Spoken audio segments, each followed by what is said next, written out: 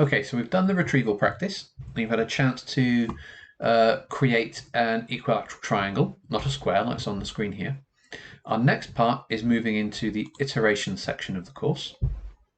Now in this section, what you need to do is to understand that we can repeat steps of code.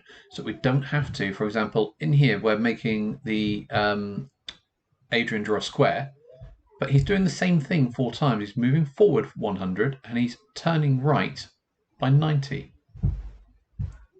So what we have the chance to do is save time by moving through this and just use these 2 lines of code and do them 4 times.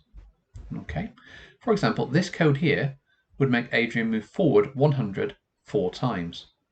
So if we copy this down, and this is what I want you to investigate, and I run this, he keeps walking 4 times forwards 100. What do I need to add to make him turn 90? So then he'll draw a square with just 3 lines instead of 1, 2, 3, 4, 5, 6, 7, 8 lines. So I want him to be making a square instead of just going in a straight line. What do I add on line 8?